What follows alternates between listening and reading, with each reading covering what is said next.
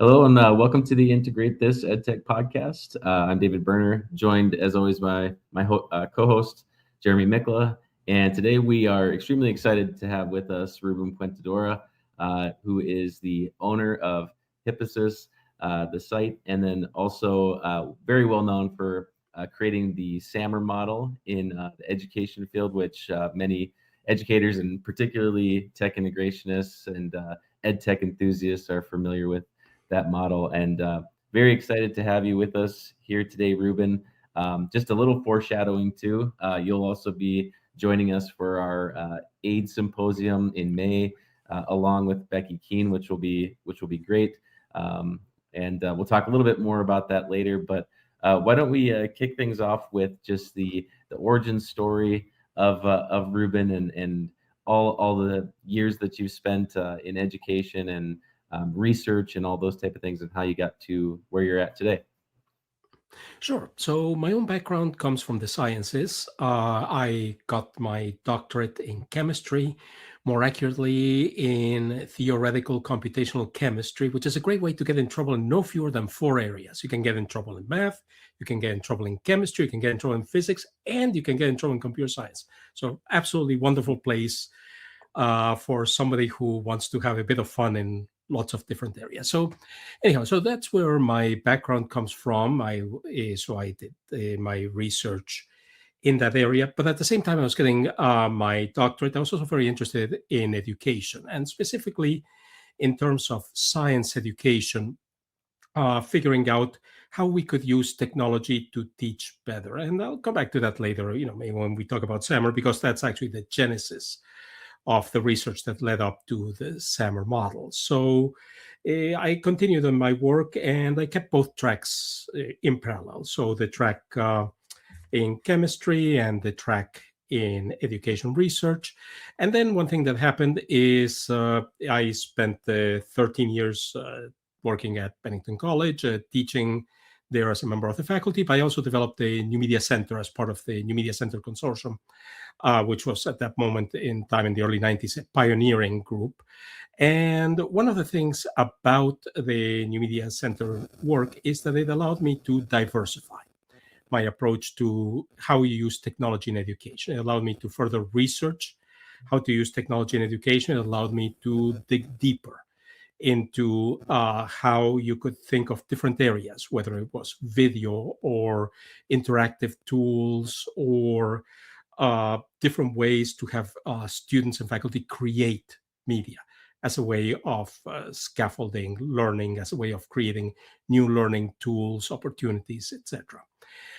During that period, I developed the SAMR model, and I decided eventually that what I really needed to do was to go on my own. So I set up Hippasus as a consulting company that would allow me to both take what I had already researched with SAMR, develop it further, but also take it to a broader stage. In other words, teaching in college is absolutely wonderful, love doing it.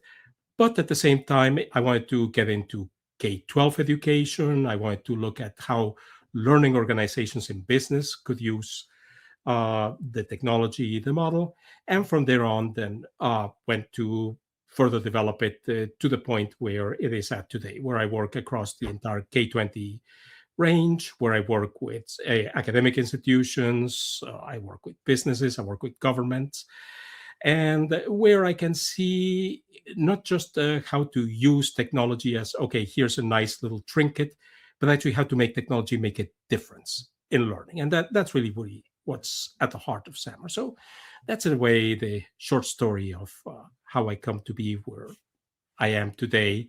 And I am, to be really honest with you, it's been a wonderful journey. I mean, I've had the opportunity to see projects, work with projects that are quite unique along this journey, and I'm very happy I decided to undertake it. So that's the short origin story, if you will. All right, yeah, and can you talk a little bit too, just about how your experiences in those different areas and the degrees that you've achieved in chemistry and math and the teaching in higher ed, how that kind of shapes your thinking for designing learning today, as you work with teachers and just in education And you mentioned K-12, how your experiences in those areas impact your work today. Sure. Part of it is, of course, as I say, I'm not coming from just the perspective of research, but also communicating that research and communicating how to learn in math, in the sciences.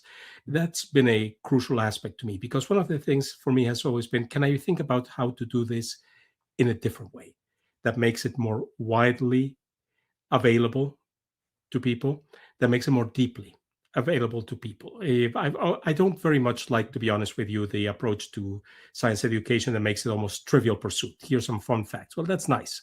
But to me, it's a question of, how do you teach people how to use science and the thinking that goes into science more deeply? So all of that work, the research work and the education work, has informed how I look at technology more broadly. In other words, just like I like to communicate how to use the technology to, say, have people actually sink their teeth more deeply and actually use the math they might be learning, as opposed to just hear about it and say, well, that's nice, but what's the point of this?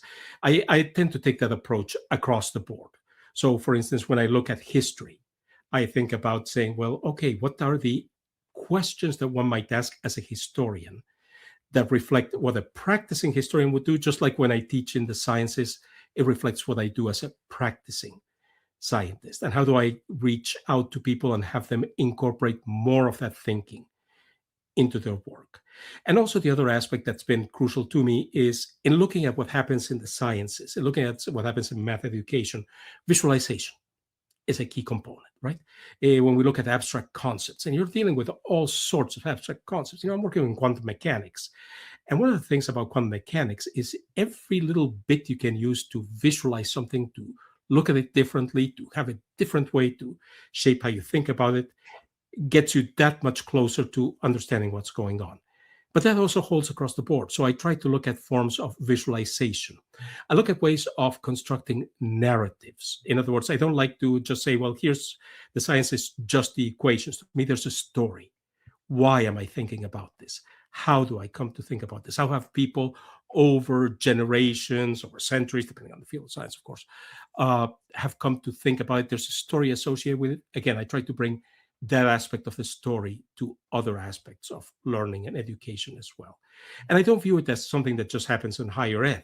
It's something that I've worked with kindergarten students, even, in fact, even pre-K, and say, well, okay, I'm not going to say, so kids, let's talk today about quantum mechanics and how you use it, but to think about, so how do you bring aspects of the world in talking, in working with the kids, that reflect how I might work or bring aspects of the world to an older audience. And again, the experience is wonderful. It's one of the most gratifying work groups, in fact, to work with. They latch on immediately to the idea of telling stories about the world and thinking about how you can tell stories about the world. And when I work in business, it's a similar question. I don't view it as just, well, this is the technology and we're using it for a technical aspects of, well, you have a business or you work in government. How does what you're doing change over time? How do you learn to do what you're doing better, differently, in new ways? How does that evolve? Again, much of how I think about learning that comes from my own background, my own experience, goes into how I work with businesses, with government, with not-for-profits, etc. So do you see it as kind of like your impetus for beginning Hippasus is really kind of this idea that we're focusing just on the trivial, to steal one of your words, or just learning at the most basic levels, and really what we need to do is to combine, along with the content area, knowledge and skills, and mindsets, combine that with the pedagogy of where our students are at, but really to focus on the why of things, and kind of melding these different parts together.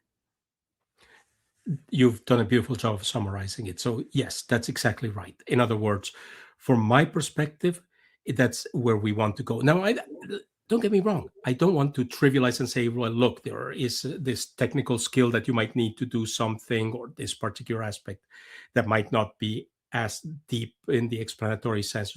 That's also necessary and fine.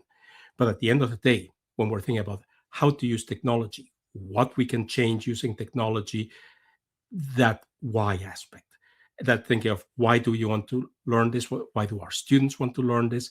How are they going to use it? Why would they use it? And why will what they're doing with it change over time? Because that's one of the things I'm keenly aware of. The questions I might ask today, for instance, are very different than the ones I asked a decade ago or I asked back in the 90s when I was starting with all of this research.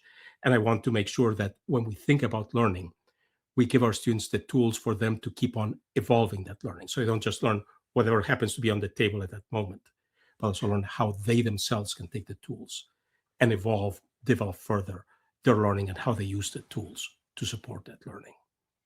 So you've been at this for a while, dating back into the early 90s, as you said. Are there things that you think schools have improved upon in education or instruction, if you want to focus on that, since that time period, or are schools and teachers still making the same mistakes, just with different tools in front of them than what they had before? No, I think that we have seen some evolution. I'm not going to say it's been uniform. I'm not going to say it's been on every front, but I think schools and teachers and students have learned and picked up some new skills, etc.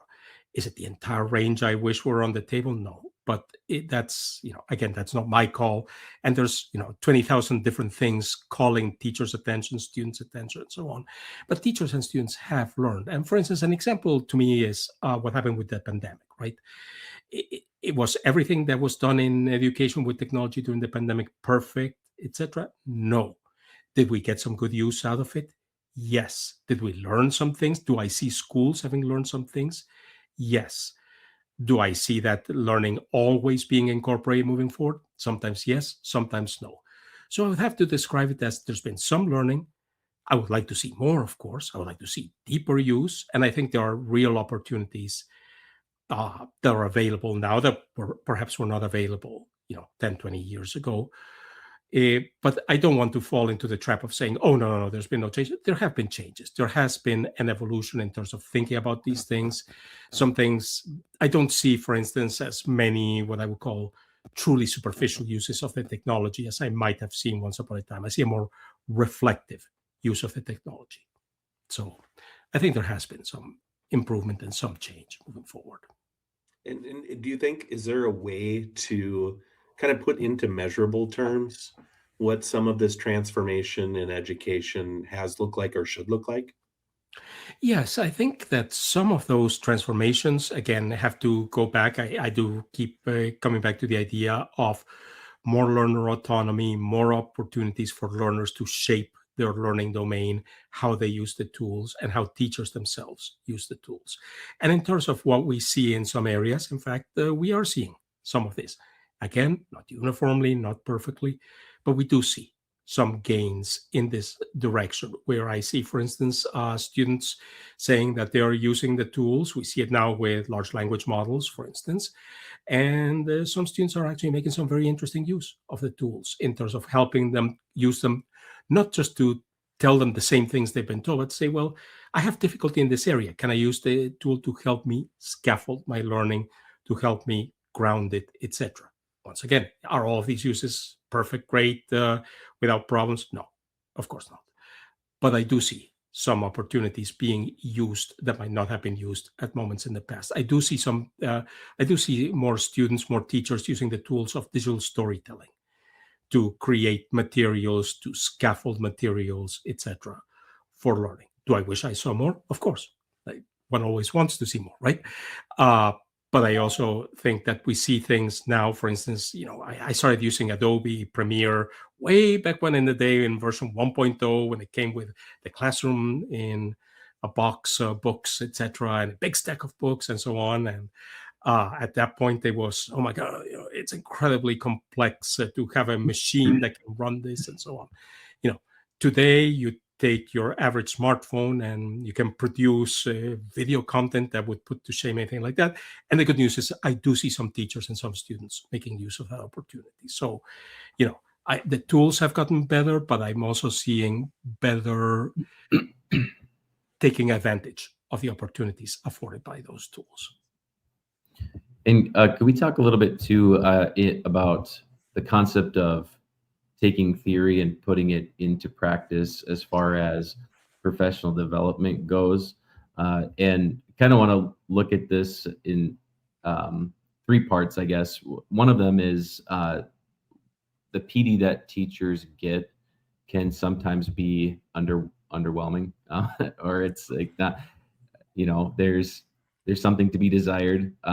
What are common PD mistakes that you see when a district is rolling out new technologies for their teachers to utilize as part of their pedagogical practice? So maybe just common mistakes first. Sorry. Yeah, no, that's a great question. I think one of the most common mistakes, and again, I understand why it happens, but nonetheless, is a twofold one. One part of it is throw 20 things at the teachers in parallel and not make any effort to integrate them. So you say, here's your new literacy mandate, and here are the materials related to the literacy mandate.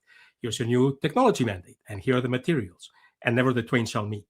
And that to me is, frankly, you're overloading teachers' plates and not saying, hold on, let's see how these two things can fit together. Maybe we leave a little bit off here, a little bit off there, and merge the two things. So that's half of the big mistakes I see when you just overwhelm teachers and then nothing gets really integrated effectively into the teaching and the learning. The other half I see is unfortunately too much of a focus on, and today we did professional development. So the professional development is focused on one day, maybe if you're lucky, 2 days, maybe even a week, depends on the district, depends on the school, etc. But the truth of the matter is effective professional learning, and this is something that is very important to think of, not just what the teacher is doing in the classroom, but how this transforms the organization as a whole, really takes time, really takes longitudinal development. And that's the other place where I see, frankly, sometimes the mistakes of, well, we gave you a PD session on Monday. Weren't you using it expertly by the end of next week? And the answer is because it takes time. You're better off introducing fewer things on that Monday, but then as the semester goes on, etc., taking advantage of the opportunity to provide support, integration, etc. So more of a longitudinal approach and an integrative approach across the different areas you're bringing in. So those are the two mistakes I would say I see most commonly. Yeah, and you started to kind of address what I was going to get at with the follow-up questions, which was just what does the effective practice look like, which is going to be something that is longitudinal, as you mentioned. It's something that is sustainable over time.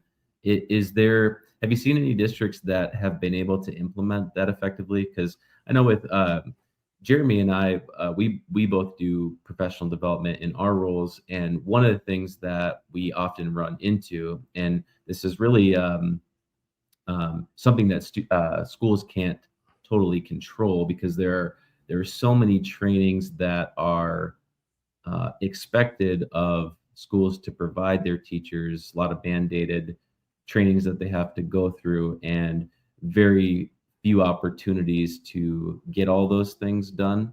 Have you seen what would be the best approaches that you've seen to allow for continuous professional development of a concept for teachers? Is it putting things in where they have 30 minutes here or 30 minutes there?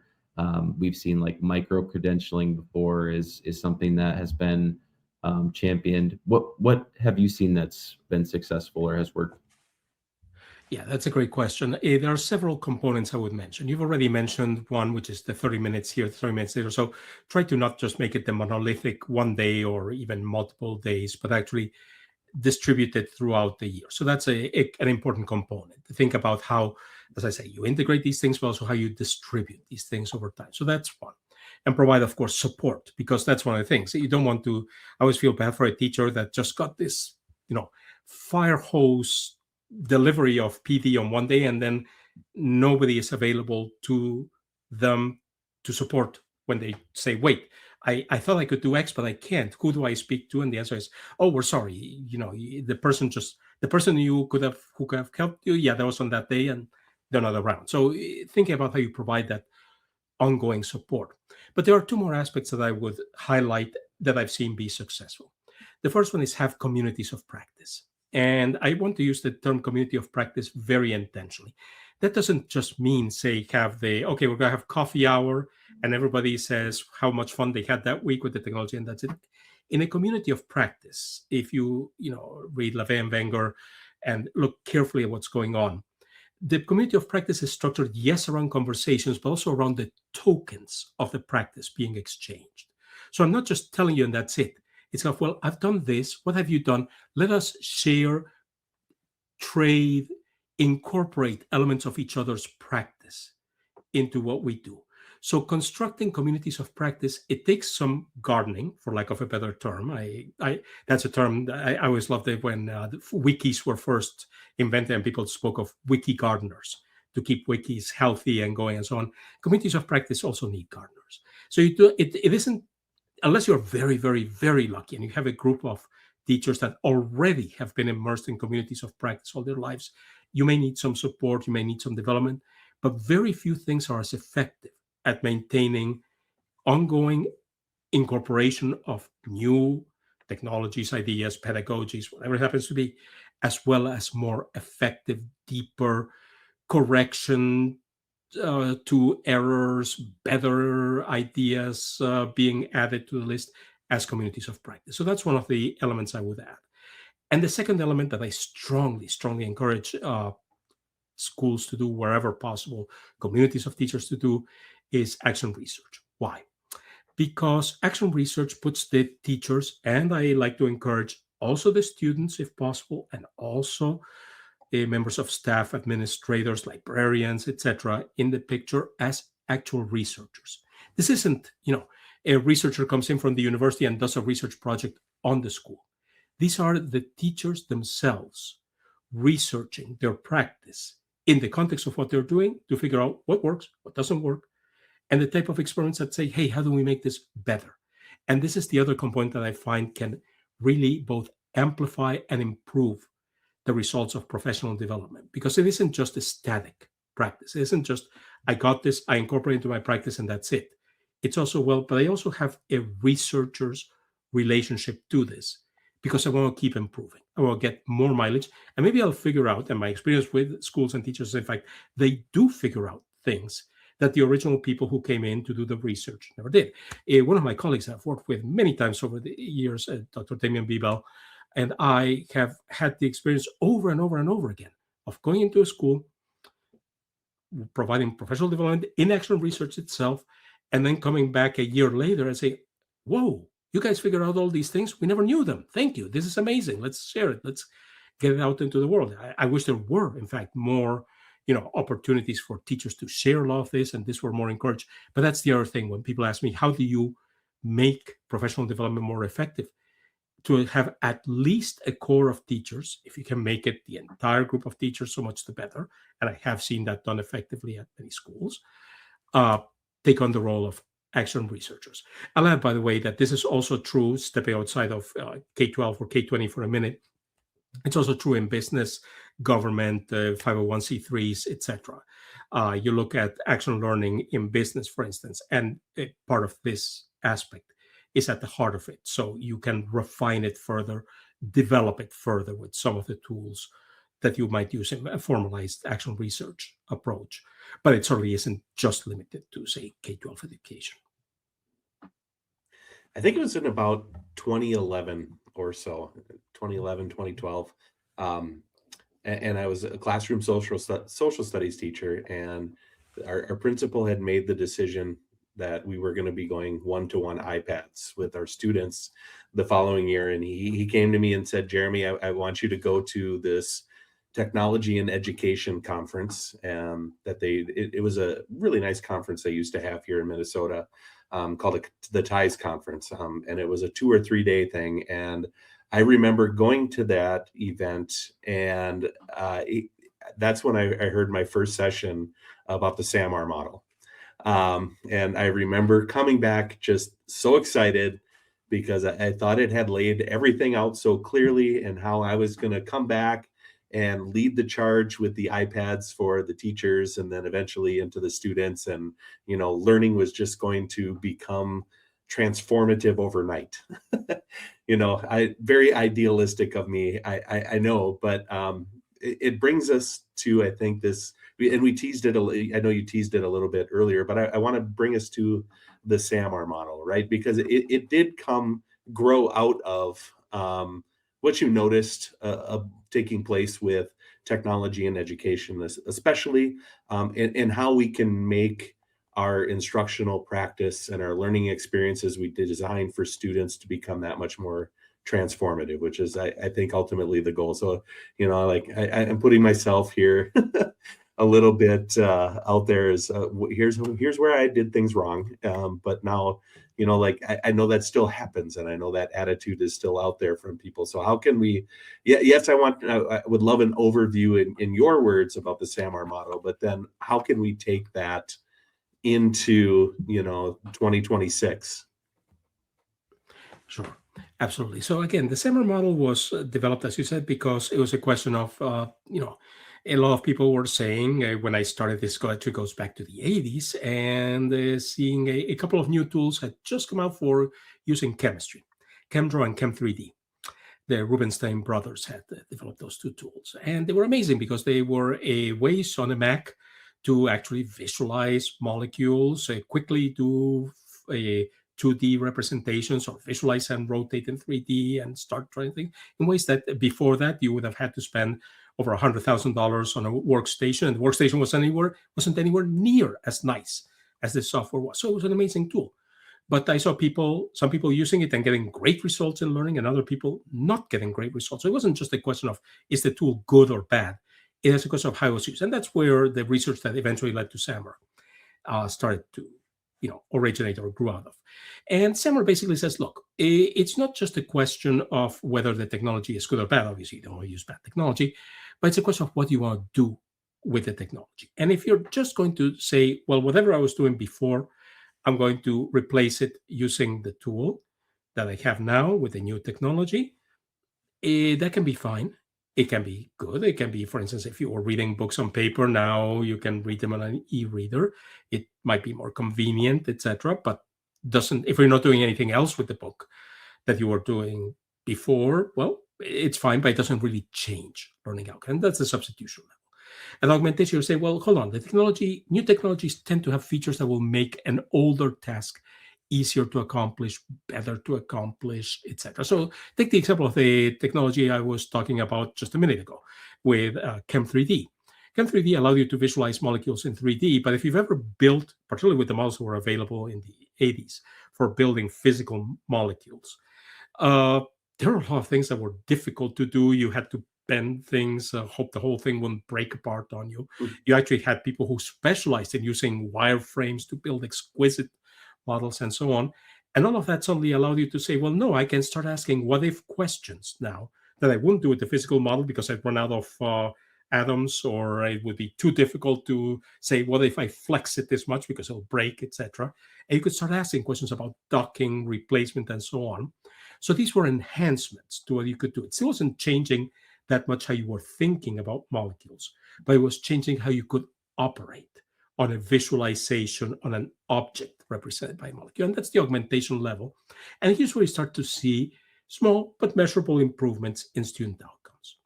The real payoff comes into the next two levels, which are modification and redefinition, which I call sometimes the transformation levels. And modification, you start to say, look, the new technology has some affordances, some things it makes possible that were not possible before. So I'll keep the task at heart the same, but also change some aspects rather dramatically. Let's switch again a different domain. So suppose you're talking about the area of providing student feedback, right? For things that might be, say, writing or something like that. And one of the things about providing student feedback is in traditional methods, you tend to have a lot of one-to-one feedback. Me, the teacher, provides feedback to you, the student. You, the student, write for me, the teacher. The trouble with that is that's not a very good representation of what you're doing most of the time with writing, or with things you're sharing it normally with a broader audience, a real audience that isn't just the teacher for a grade. And in addition to that, the type of feedback you respond to is much more complex than the feedback you'll typically get on a writing project. But if you have something like blogs, particularly if you can set up shared blogging groups, then you can have students respond to each other for a type of social writing and social response that is difficult or impossible to do without the technology. Yes, you could have students pass around papers, but the paper itself is not a medium for ongoing conversation. It becomes cumbersome. There are ways of doing it, but it's cumbersome at best, not possible at worst. And certainly the sort of thing that, frankly, sometimes people say, well, look, an artist colony did this stuff. Yes, great. You're Yado and you can afford to pay all these poets to live in the community, or McMaster, whatever, to live in the community for X amount of time. That's great. But the average K-12 classroom doesn't look very much like Yado. So blogs allow you to do this, and that's a significant modification. You're still providing feedback, but now you're talking about forms of writing, shapes of writing and feedback, responses to audiences that can stretch wider or narrower if you bring in people from outside the classroom in, or narrow it down to a focus group. You can even bring in with a different type of tools that allow for using the space of the text itself as a space for students to say, well, look, let me comment on the text within the text and have a dialogue within the text that allow you for a significant modification. And that's where you start to see significant changes in student outcomes. If you measure in the research I've done, it's roughly double in terms of effect size what you get at the augmentation level. So that's where you see at modification. And then a redefinition, which is when you start creating new opportunities, new ways of thinking about tools, of thinking about the subject, of thinking about what you do to learn that you couldn't have done before. That's where you get the maximum payoff. That's where you double again the impact upon learning outcomes. And you start to say, well, before I used to ask the students to do this type of project because that's all I could do, or just take an exam because that's all I could do. But now I can have, with the tools, have the students undertake communicating their learning to a wider audience, say via YouTube or TikTok or what have you, in ways they couldn't have before, where they did themselves become the teachers. I've seen some amazing work done by grade school students using the tools where you say, okay, you're the fourth grader. You're learning something about chemistry in your fourth grade class. Now teach it to the third graders. That's your project. That's what you want to do. You know what? The students really get into it. They really say, hey, this matters. This isn't just for a grade. Do I get an A, B, or C, or whatever it is? It's a question of, I want these kids to learn. And that's what happens at redefinition, when the technology allows you to do something you couldn't do before. And that's where you see the greatest impact. So that's the SAMR model. It says, don't just focus on, how glossy the tool is, or how shiny it is, or how many different little doohickeys the video tool has. That's not the key thing. The key thing is, are you going to use it to just replace a tool with no shift, replace it but enhance, replace it but in addition to that make significant changes, or are you creating something altogether new? And that's the 4 levels of SAMR. So that would be the nutshell summary, if you will, of it. And one of the remarkable things to me is how, it's been very gratifying to share with people how I've been able to see it actually change how people approach things and frankly have good results. So it's been one of the pleasures of what I do. Well, we're very thankful that you have done all of that, and we're able to kind of benefit from that as we think about how we use technology to improve instruction and student learning. And I'm just I loved Becky's book, and bringing that is that I know you wrote the foreword for, and how she takes the SAMR model and applies it to the technology of 2026, with generative AI. And I'm thinking of, AI as not just a tool, but a teammate, or a thought partner, a co-teacher, whatever other term that you want to give to it, but it being more than a tool. But you could still apply, I think, the concepts of this model. And when you align it with what your learning objective is, how many different ways you could go with this and allow it to personalize the learning of different students, allow it to, become more engaging, maybe find a way to make it more visual or more of a storytelling experience where the student can actually demonstrate their learning several different ways. Do you see this as maybe a time where, not that the SAMR model had disappeared, but is it experiencing a renaissance, a rebirth? Do you think because of Becky's book, or because it just fits so nicely, at least in my opinion, with this emerging, I don't just want to call it a tool, but a technology, right? Yeah.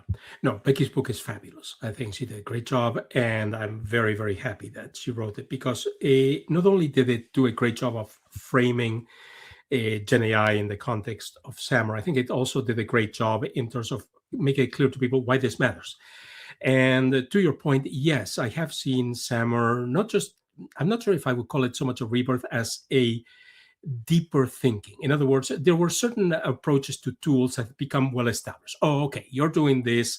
Therefore, if you use the SAMR model, this is a use that will generally be at this level. Okay, that's fine. And that's exactly what you expect. In other words, after a while, people figure out a few key tricks, and there's no sense in reinventing the wheel each time.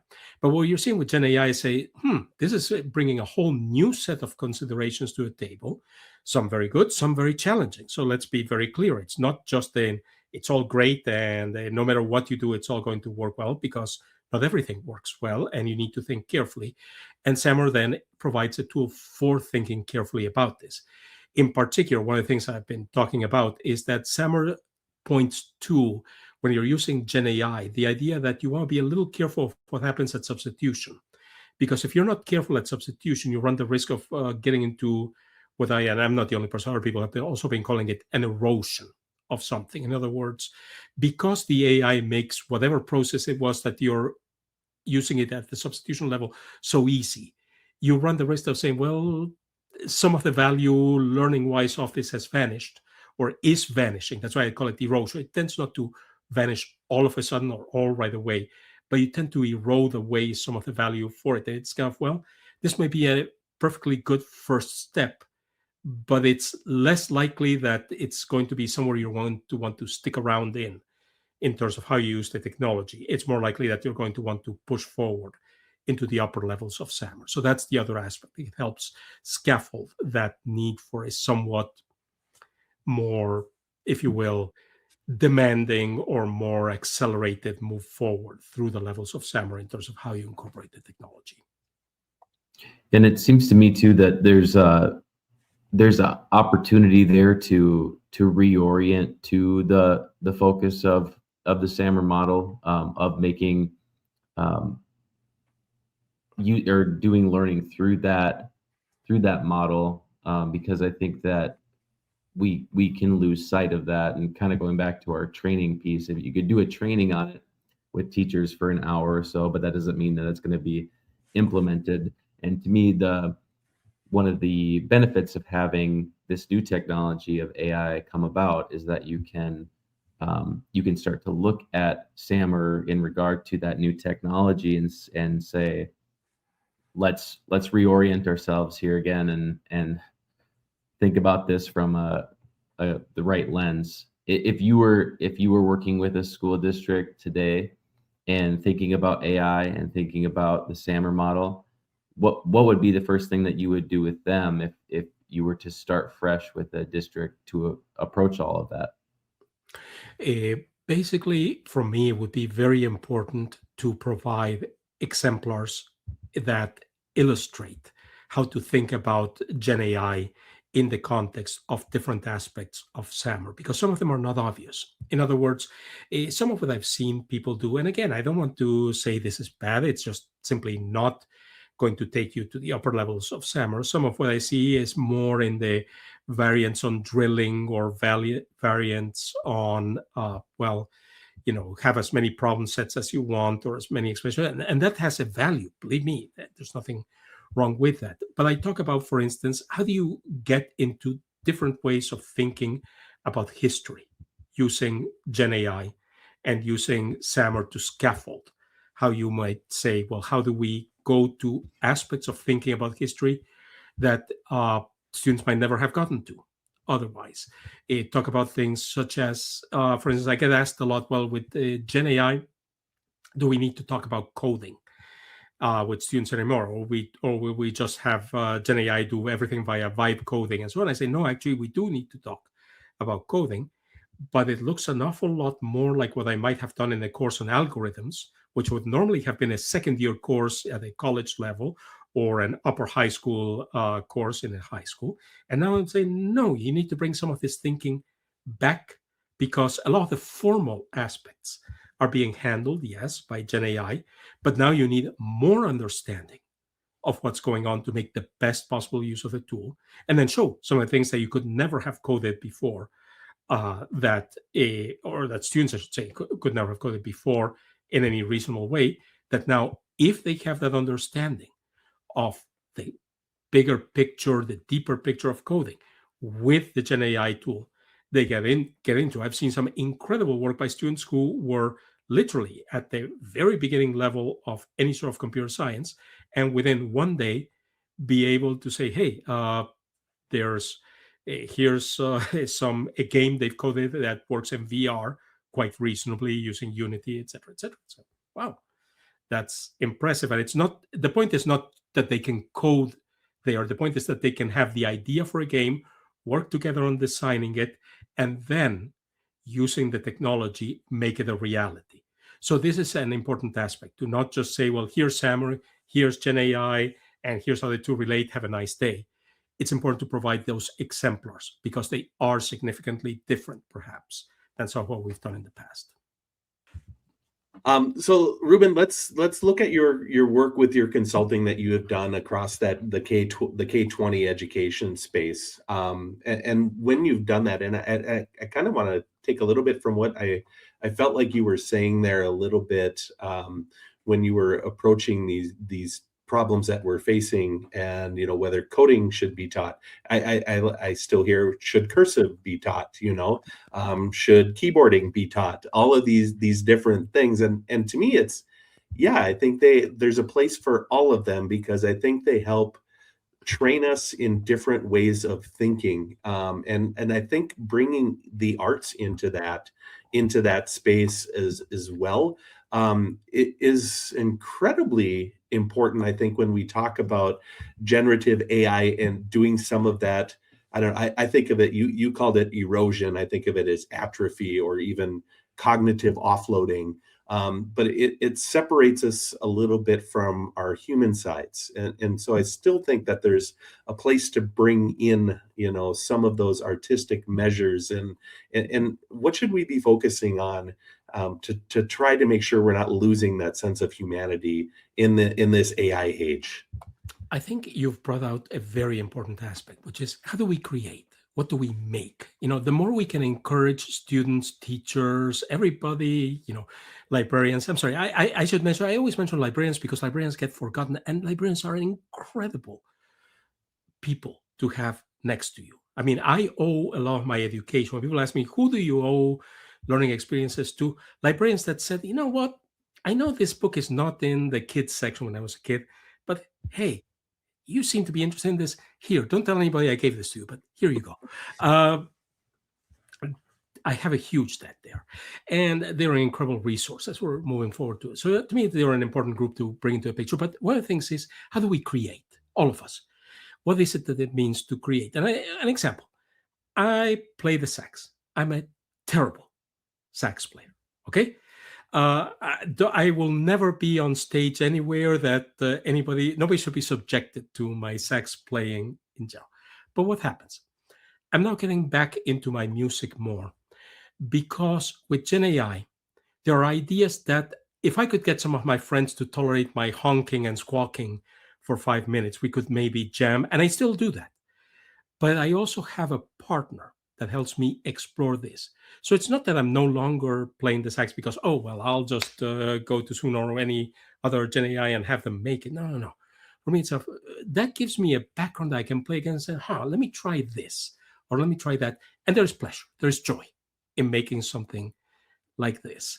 And I'm getting to other aspects like this in terms of what can I do that is a complement to what is going on with the Gen AI that I can do better, more often, and so on. And that's what we want to encourage or look for, to your question. this is where we want to be focusing, not just on exams or quizzes or standard assessments. We'll be thinking about, as we develop more uses of this, how do we encourage uses that encourage teachers, students, everybody to create, make something new, make something that matters to you. And this is, one of those things that to me it becomes incredibly rich. Another example, for instance, we always do with the math. It's kind of, it does, some people are, well, what is the math good for? What's it going to use? Okay, we can talk about the type of patterns that become more salient and easier for students to learn and to make use of in the context of Gen AI. But at the end of the day, also think about how they might use it, but not in the type of questions of Farmer Jones has 10 cows and we needs to build a fence for the 10 cows. I'm sorry. Even in farming country, when I've done farming country, nobody cares about that question. The answer is you go to a local fencing store and there's a standard measure and this is how you get the fence, okay? Nobody does the calculation of that. But are there things, patterns, things that might have to do with something that matters to them? For one, it might be something that relates to the arts. For somebody else, it might be something that relates to the environment. For a third, it might be the beauty of the math itself. And the answer is the Gen AI can help students, teachers explore those things, create with them. And we want to focus on that. It's not the first thing sometimes that you can get to, but it's something that should be in the background or as a component of this moving forward. And I think, again, there are incredible opportunities. What I find I can do, just in terms of, for instance, I work quite a bit in urban environments and how cities change over time, with some cases with migration of populations, in other cases with climate change, in other cases for other reasons, etc. And one of the things I can do now is start to say, well, I've always worked with visualizations, creating images of how a city might change. But now with Gen AI, I can do not one, not two, but 20, 200, create entire boards, create animations. I love the work of Gibson, Neuromancer, etc. I find a lot of his work very intriguing in terms of how to think about how things might change. Some of his ideas about, uh, you know, spaces, urban spaces, future spaces, and so on. And I've been able to now take ideas from what's the trilogy of books that's called the Bridge Trilogy and say, let me render this. Let me actually, quote unquote, film a little portion of this. Again, not because I'm going to release this for the next Academy Awards or anything like that, but because it's allowing me to explore creatively something that would have been, did I explore it before? Yes. But was it more challenging, more limited, more difficult? Also, yes. So that's the type of opportunities that I think we can explore, look for, and we should, in fact, I think, explore and look for. Right. And AI, it sounds like, can be a partner in helping to bring that about. It doesn't have to be the barrier that, we're all going to turn into robots and serve our robot overlords. It's that we can actually take gains from the ways we are able to look at things, the patterns we're able to now recognize that we didn't before, and we can use that to elevate the types of things that we can create and ways we can demonstrate how we can think critically. Exactly right. And again, to me, one of the important things is, let's be clear, okay? It is possible to use the AI for, just do the boring stuff and don't create anything new. And suddenly you have neither the job with the boring stuff nor a job with anything new. And that's not good. But it doesn't have to be that way. But we have to take an active role in making it not be that way. So, yeah, I agree. Yeah, and Ruben, could you talk a little bit too, just about the importance of providing students opportunities to show their learning through digital storytelling and visual composition? Yeah, absolutely. So an aspect, of course, relates to these creative aspects, right? Encourage students to realize that communication can take many forms, including storytelling, including artistic forms, and so on. And that's an important one in and of itself. But there's also the aspect of digital storytelling is a tool for integrating all of these amazing tools that we have today and using them to tell stories. And I always emphasize that when we tell a story, we're making meaning for somebody else. By making meaning for somebody else, we make meaning for ourselves. So if you take for a second a step to the side, say, well, you think of the Vygotskian social learning process. Remember that there's always a moment at which the student, the learner, has to integrate all of the knowledge from that more knowledgeable other, the zone of proximal development, into something that forms part of their zone of current development. Well, digital storytelling is an excellent way for that integration to take place. So even as they're sharing that knowledge with others, even as they're demonstrating that knowledge in forms that allow me to do both formative and summative assessment in terms of what they've created, it also helps them integrate that knowledge. So that's an important aspect. And similarly, things like in terms of visualization and the arts, there are multiple paths to this. And I keep emphasizing, it's not just one way of looking at a subject, but the fact that visualizations, whether it's a more formal technical one or an artistic one, are also ways of coming to grips with an idea, thinking about how things might change, etc. I think about, for instance, all the painters that kept coming back to a particular area, for instance, Impressionist painting, and repaint the same cathedral or the same field over time as a way of understanding, well, what's the change that's going on here? It's not, just rhymes or whatever the cathedral is. It's a question of how do you think about change in this regard? And it's a valuable tool. So whether you do it with visual arts or with audio, as I was mentioning, music can also be a domain for exploration. Visualization we use visualization typically as an look at your eyes, but it can take other aspects that, involve sound, with some of the haptic feedback now available in devices that can involve tactile aspects. It can involve the navigation of spaces and VR, etc. So that's where, once again, these are opportunities for deeper exploration, for integration of knowledge, and for getting at knowledge in ways that frankly wouldn't have happened otherwise. Since we're early on, have you had any personal worries about, with the advent of AI, the loss of the ability to tell stories or have narratives or be creative at all? Does that concern you? The concern is that we won't use it well. In other words, I don't think there's anything, again, it's much as with jobs. If we don't exercise the capacity, yes, then there is a worry, absolutely. So to me, it's a question of saying, if we have this tool, let's make sure we use it in a context that continues to exercise those capacities. And I'm seeing, for instance, just to give you one more example, I do a lot of work, of course, on learning in the context of games and gaming. And I also do a lot of gaming that has nothing to do with formal learning. Okay, I will admit that a lot of my endless playing of Europa Universalis has very little to do with teaching history and a lot to do with saying, now, what other twist can I throw into the game and have some fun with? But with gaming, for instance, one of the things that becomes part of the picture if you're doing role-playing gaming is how you're telling a story. Okay, anybody who's been a dungeon master or a game narrator for any type of role-playing game knows that storytelling is, frankly, what most of the people there at the table are for. Most people don't care that much as to how many points you roll the dice, but it's kind of, okay, so what happened next, etc. But I'm seeing some very interesting gaming taking place where the AI is a partner in the storytelling, and it's throwing in unexpected elements. So you still have a narrator, you still have somebody constructing the story, but there are elements that are kind of, I wasn't expecting that. Okay, so what do I do next? So again, it doesn't take over, it doesn't replace. It complements and allows for new opportunities you couldn't have. But it doesn't happen just because. You have to explicitly think about, how do I keep my storytelling agency in the context of this? And what do I do new or different in terms of that storytelling agency? So you've shared a little bit about your gaming experience, and let's bring it to gaming and education here a little bit.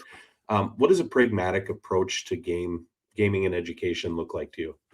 That's a great question, because the gaming and education is one of the places that can unfortunately be, well, it would be great, but the amount of time, etc., it can consume is also not trivial. I've seen some very good projects where the idea was great, but the cost to benefit ratio was not so great. So for me, gaming is, you want to look at the places where you say, what can the student get out of a gaming experience that would be unlikely for them to get otherwise? Let me give you a concrete example.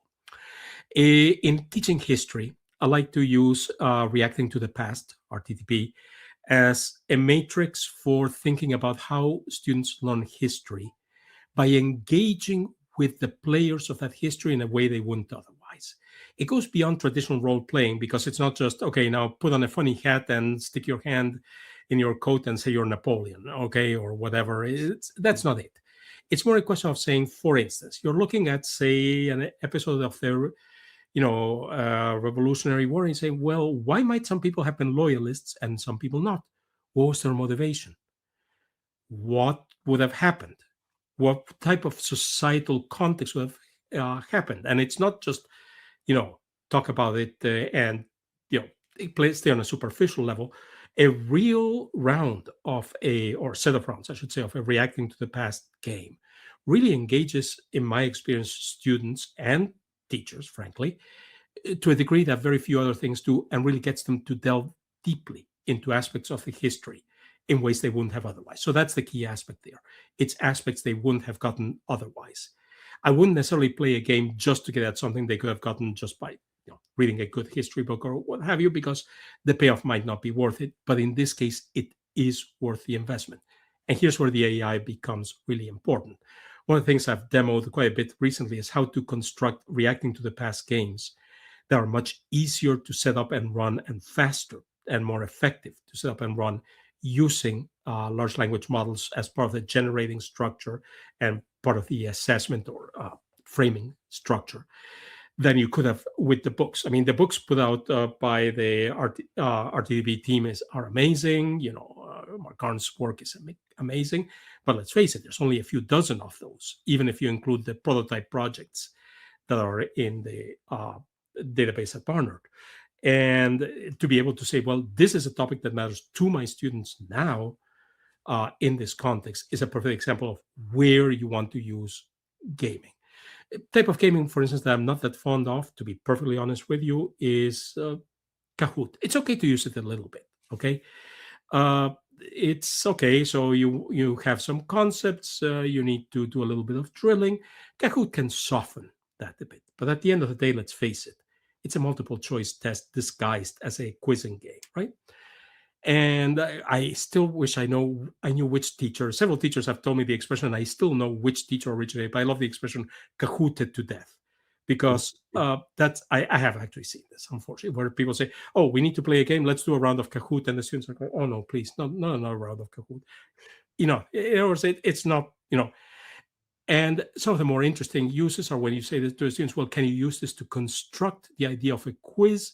Because what would be interesting to ask of somebody else in this type of quizzing or gaming structure? Why?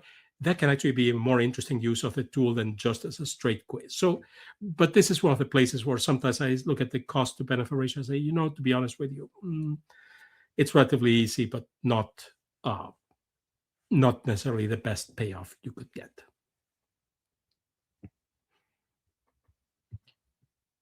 Great. Well, thanks. I think we're going to move into our lightning round questions. This is something that we do for fun with all of our guests, just to kind of have some lighter questions that really highlight the person that joined us on the episode. So, Ruben, if you're good with it, Absolutely. You may have seen the questions in advance, but Jeremy and I kind of go back and forth on these, and you can feel free to give whatever answer makes the most sense for you.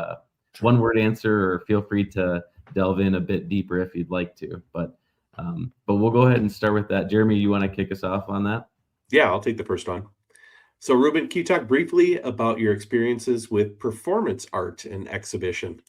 Sure, absolutely. So this is something that's been a part of my life ever since I can remember. I don't have a recollection of this, but I'm told that as a toddler, I was at an installation performance art exhibit and happily playing with some of the elements of that art. So it's been something that's been part of all my life, and I've always tried to bring it as part of my experiences, also bring the perspective to my work. And two people I would like to highlight that I've worked with: Kathy Weiss, who's a choreographer and dancer I've worked with on many projects. It's been wonderful. I've learned so much from seeing her think about the space occupied by dancers and seeing how we bring interactive technology into that space. And the other person I have a debt of gratitude to, sadly, is no longer with us, is Tony Carruthers, and Tony and I did quite a bit of work on installation art. And again, we both have a rather impish sense of humor. So a lot of our pieces were less about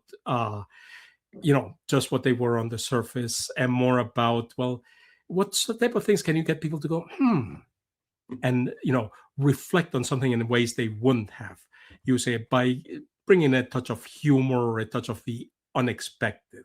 We did some pieces, for instance, that involved trying to control screens with the viewers had to collaborate, except it wasn't quite the way they would, and getting them to think about, well, what does it mean to be looking at these complex images and texts in ways that require that we collaborate, except it's not quite the way we think it would be. So it's an ongoing aspect of the work I do, and it both informs what I do, but it also gives me, once again, great joy to be able to do some of this.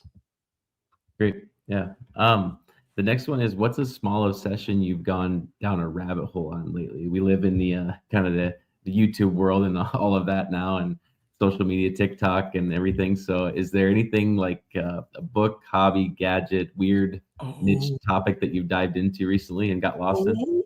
Oh, yes. And I've actually mentioned it a little bit, but YouTube is a very, very, very dangerous place for this. This is my music and being able to explore music. And one of the obsessions has been on any of the YouTube videos that take a particular song or a particular piece of music and get into, well, how does this little piece work? And then it's go, okay, wait, how did the Beatles do that piece in Revolver again? Okay, so that's how, wait, let me get my keyboard out. Let's see if I can reproduce this. Wait, let me watch this again. Is there another video on this? So believe me, it's, I have to thank all the people, all the musicians that have chosen to share their knowledge and their experience, because for me, it's both understanding and then, okay, let me get out that nice little Arturia I just picked up and see if I can pick this out for myself. I have to ask, I don't know if you've ever heard of this channel, but I'm a big fan of Rick Beato, and he does a series called What Makes This Song Great. I love watching those because he takes the bits and pieces and breaks them apart and everything. It's pretty cool. So yes, and in fact, my colleague that I mentioned, Damian Bibel, is also a fan of that channel. So yeah, really good stuff. If you get a chance to check out Rick Beato, Ruben, if you had to teach a mini lesson on something totally non-school, what would you teach? And what would be your tip for people in whatever that area is? One of the places where I've never done this in any sort of academic context, but I would love to, perhaps someday teach, is cooking. One of the things I do is I'm on the road a lot with my work. And sometimes for me, it's a question of, I arrive somewhere late, there's no restaurant, but there is a supermarket or something like that. How do you use spices? How do you take something, I don't have if I'm lucky, I'll have a kitchen. If I don't, I even have that. But to think about, how do you get some flavors into things and make something that's either comforting or wakes you up or, is, spicy and, energizing, whatever it is. Just a little bit about how I figure this out for myself, because it's not just a matter of saying, well, add some salt, add some pepper, but more a question of saying, what does a particular spice or a particular set of spices bring to the table? And this is one of the other things I love about traveling, when it's kind of, whoa, I've never tasted this. What's in this? I want to find this out. So that might be an example of that. Great. And then number 4 here is, what's a tool, and it doesn't necessarily have to be tech, that you can't live without, something that you use constantly, that you just have to use? Okay, this one is, it is tech of sorts, but a very different one for a computer. An ultra lightweight, but very warm fleece blanket. Why? I live in the Northeast, okay? And I love to be able to say, okay, I'm going to now sit outside or sit by the window, etc. And, I can take one of the things that's a joy for me of my tech, whether it's a smartphone or a tablet or a laptop, whatever, is it can go anywhere. But going anywhere here in the Northeast, particularly if you like to hike, and I like to hike, is not exactly the warmest thing ever. So having something that I can wrap around me if I find a place to sit and say, okay, I'd like to now just quietly sit here and read and think or whatever, and not be constrained by, and now I'm freezing and I need to get out of here, but to have, a small lightweight blanket that I can have with me, that's a tech I would definitely highlight. That it's a pretty damn important one to me, and I'm, I'm very happy to have. I think especially this winter, it feels like it's Oh, yeah. been colder and snowier than it has recently, but I could definitely picture you doing that. What's the most memorable aha moment you've had as a learner? Like maybe something you'd struggle with, and then all of a sudden, the light bulb went on, or the snap happened, and it resonated perfectly at that moment. I mentioned that I enjoy games, and I enjoy not just digital games, but also different games. And I play I've played, of course, chess and Go and so on.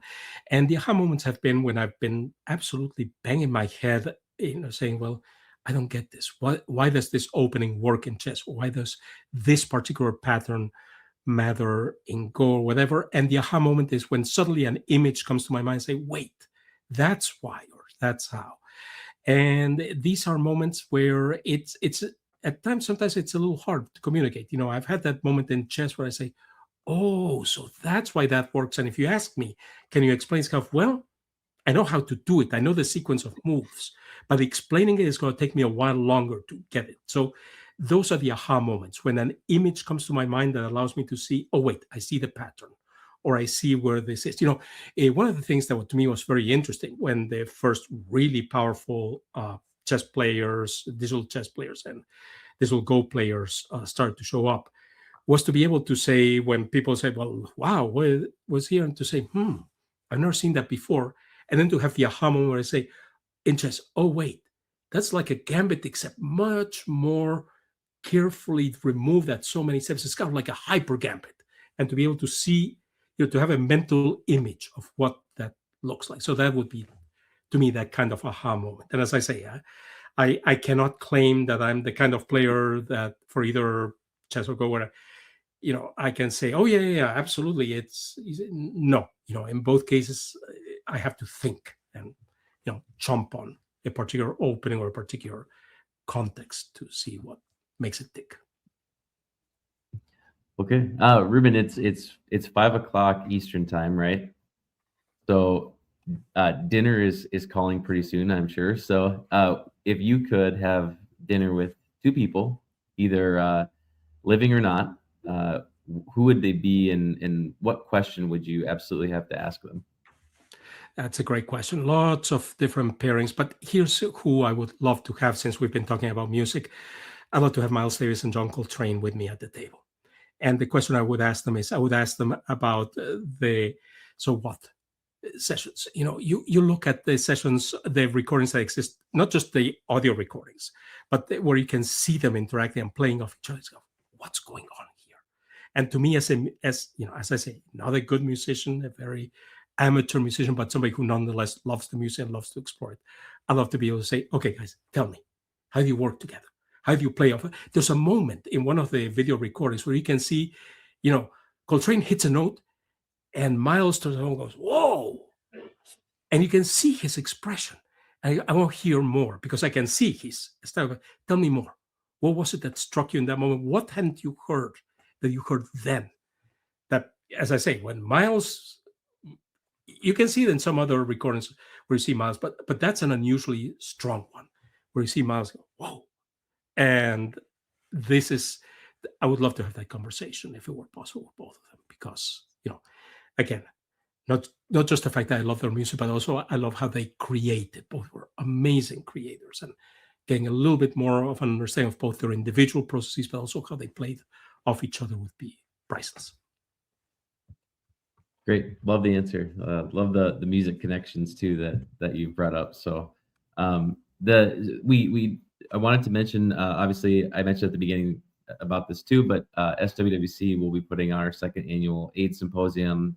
So AI for educators, and we have Becky Keene joining us for that, and you'll be joining us for that on May 1st. But I wanted to give you opportunity. Is there anything that you would like to highlight also that you have coming up? Sure. There's a number of different conferences, but let me highlight one thing that I think I want to focus on at least one thing. I have the real joy of working with a group of fellow technologists, model creators, and so on, a series of podcasts called AirGPT. And I would like to encourage anybody who's interested in hearing more about, for instance, Punya Mishra is one of the people on this, and hear more about how different models are used in the context of AI and what we're thinking about, good, bad, otherwise.